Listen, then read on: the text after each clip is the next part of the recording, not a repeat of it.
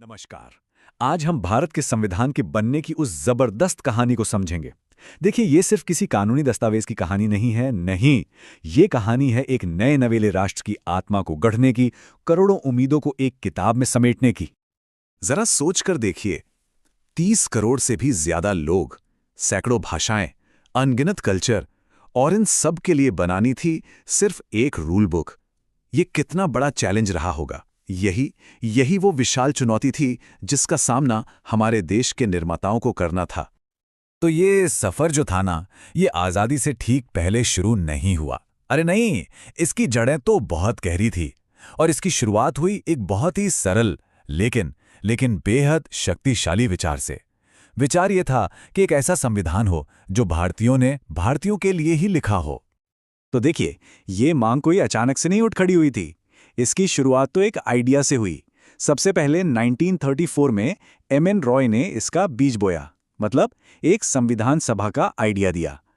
फिर अगले ही साल 1935 में कांग्रेस ने इसे अपनी ऑफिशियल मांग बना लिया, और 1936 आते आते नेहरू जी ने इसे एक बड़े राजनीतिक आंदोलन की शक्ल दे दी।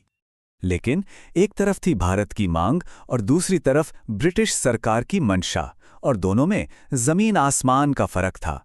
ये वो दौर था जब अंग्रेजों की हर ना के बाद हमारा संकल्प और भी मजबूत होता जा रहा था।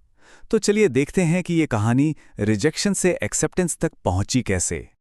पहले 1940 में आया ऑगस्ट ऑफर, उसे भी ठुकरा दिया गया। फिर 1942 में क्रिप्स मिशन आया, वो भी रिजेक्ट हो गया। अब सवाल यह है कि ऐसा क्यों हुआ? भाई, बात यह थी कि सेकेंड वर्ल्ड वॉर चल रहा था और ब्रिटेन को भारत का सपोर्ट चाहिए था। लेकिन बदले में वो जो दे रहे थे ना, वो अब भारत को मंजूर नहीं था, वो काफी नहीं था। इन शुरुआती ऑफर्स में एक शब्द था जो सबसे बड़ी रुकावट बन रहा था, और वो शब्द था डोमिनियन स्टेटस। अब इसका मतलब क्या था? इसका सीधा सा मतलब था कि ठीक है, आप अपने कानून बना लो, लेकिन देश का हेड वो अभी भी ब्रिटिश राजा या रानी ही रहेगा। और ये बात भारत को कतई मंजूर नहीं थी, क्योंकि लक्ष्य अब पूरी तरह से आजाद, मतलब सॉवरेन बनने का था। तो फर्क बिल्कुल साफ था। एक तरफ थी ब्रिटिश क्राउन के नीचे वाली आधी अधूरी आजादी, और दूसरी तरफ था पूर्ण स्वराज का सपना, मतलब कंप्लीट इंडिपेंडेंस, बिना किसी शर्त के। अब भारत को लगभग आजाद नहीं होना था, उसे पूरी तरह से आजाद होना था, और बस इसीलिए ये सारे शुरुआती प्रस्ताव फेल हो गए। खैर, आखिरकार 1946 में कैबिनेट मिशन प्लान को मान लिया गया, और इसके बाद शुरू हुआ असली काम। वो विशाल सभा बनानी थी जिसे भारत का भविष्य लिखना था। और ये कोई छोटा मोटा काम नहीं था, ये एक जबरदस्त लॉजिस्टिकल चैलेंज था। तो कुल मिलाकर 389 सीटें तय हुईं। और ये जो नंबर है ना, ये उस वक्त के भारत की पॉलिटिकल सच्चाई दिखाता है। मतलब इस सभा में दो तरह के लोग होने वाले थे। एक तो वो जो ब्रिटिश भारत के प्रांतों से चुने जाते, और दूसरे वो जिन्हें सैकड़ों रियासतों के राजा नॉमिनेट करके भेजते। फिर जुलाई अगस्त 1946 में चुनाव हुए और नतीजे आए। इंडियन नेशनल कांग्रेस को तो जबरदस्त बहुमत मिला, 208 सीटें। लेकिन मुस्लिम लीग को भी 73 सीटें मिली, और इस आंकड़े ने यह साफ कर दिया था कि आगे का रास्ता पॉलिटिकल तौर पर आसान नहीं होने वाला। तो ये जो 399 का आंकड़ा था, ये एक तरह से अविभाजित पूरे भारत की तस्वीर थी। 399 सदस्य जो ब्रिटिश इंडिया और रियासतों, मतलब पूरे हिंदुस्तान की नुमाइंदगी करने वाले थे। और फिर ये नंबर बदल गया, 389 से सीधा 299। ये सिर्फ एक नंबर का बदलना नहीं था, ये भारत के बंटवारे की, पार्टीशन की दर्दनाक कहानी थी। मुस्लिम लीग के सदस्य अलग हो गए, और अब एक बटे हुए भारत के लिए संविधान बनाना था। चलिए, सभा तो बन गई, लेकिन इस जहाज का कप्तान कौन होता? इसे सही दिशा कौन दिखाता? अब बात करते हैं उन आर्किटेक्ट्स की, उन बड़े नामों की जो इस पूरे मिशन के पीछे की असली ताकत थे। इस लिस्ट में सबसे पहले आते हैं जवाहरलाल नेहरू। उन्होंने पेश किया ऑब्जेक्टिव्स रेजोल्यूशन, या उद्देश्य प्रस्ताव। ये सिर्फ एक प्रस्ताव नहीं था, ये आने वाले भारत का ब्लूप्रिंट था, उसकी आत्मा की आवाज थी। एक ऐसा भारत बनाने का सपना जो सॉवरन, सोशलिस्ट, सेक्युलर और डेमोक्रेटिक रिपब्लिक हो। फिर आते हैं सरदार वल्लभ भाई पटेल, आयरन मैन। उनकी जबरदस्त इच्छा शक्ति के बिना आज जो हम भारत का नक्शा देखते हैं, वो शायद कभी बन ही नहीं पाता। सोचिए, सैकड़ों छोटी बड़ी रियासतों को एक देश में जोड़ना ये कितना मुश्किल काम रहा होगा, और उन्होंने इसे कर दिखाया। अब इस पूरी सभा के अध्यक्ष थे डॉक्टर राजेंद्र प्रसाद। वो एक शांत और स्थिर शक्ति की तरह थे जो पूरे प्रोसेस को गाइड कर रहे थे।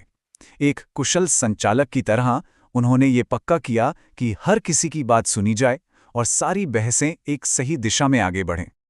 और फिर डॉक्टर B.R. अम्बेडकर, जिन्हें हम सब भारतीय संविधान के मुख्य वास्तुकार यानी चीफ आर्किटेक्ट के रूप में जानते हैं, ड्राफ्टिंग कमेटी के चेयरमैन के तौर पर उन्होंने ही उस कानूनी दस्तावेज को वो शक्ल दी जो आज हमारे देश की नींव है। हाँ, डॉक्टर अंबेडकर ड्राफ्टिंग कमेटी के चेयरमैन तो थे, पर वो अकेले नहीं थे। उनके साथ 6 और जबरदस्त कानूनी और प्रशासनिक दिग्गज थे।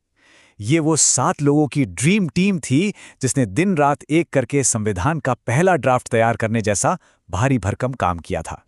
तो अब हम कहानी के क्लाइमैक्स पे पहुंचते हैं। वो दौर जब महीनों की मेहनत, हजारों घंटों की बहस और अनगिनत संशोधनों के बाद उस फाइनल डॉक्यूमेंट को शक्ल दी जा रही थी। और देखिए, ये सब कुछ बंद दरवाजों के पीछे नहीं हो रहा था, बिल्कुल नहीं। पहला ड्राफ्ट तैयार हुआ तो उसे आम जनता की राय जानने के लिए 8 महीनों तक पब्लिक में रखा गया। इसके बाद असेंबली में 3 दौर की जबरदस्त बहसें हुईं, जिन्हें रीडिंग कहते हैं। इसमें एक-एक क्लॉज पर, एक-एक शब्द पर खुलकर चर्चा हुई। अब जरा इन आंकड़ों पर नजर डालिए। ये बताते हैं कि ये काम कितना बड़ा था।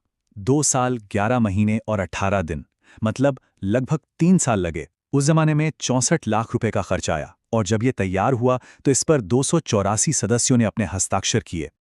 तो संविधान बनकर तो 26 नवंबर 1949 को ही तैयार हो गया था, और इसीलिए हम इस दिन को संविधान दिवस के तौर पर मनाते हैं। लेकिन इसे लागू करने के लिए 2 महीने का इंतजार किया गया। क्यों? क्योंकि 26 जनवरी की तारीख बहुत खास थी। इसी दिन 1930 में पहली बार पूर्ण स्वराज दिवस मनाया गया था। तो ये उस पुराने सपने को एक सच्ची श्रद्धांजलि थी। तो ये थी हमारे संविधान के बनने की कहानी। पर असल में ये कहानी कभी खत्म हुई ही नहीं। ये तो हर रोज हम सबके साथ लिखी जा रही है। और सवाल आज भी वही है कि इतिहास के एक खास पल में जन्मा ये दस्तावेज आज 1.4 अरब लोगों के देश की किस्मत को कैसे संवार रहा है। इस पर सोच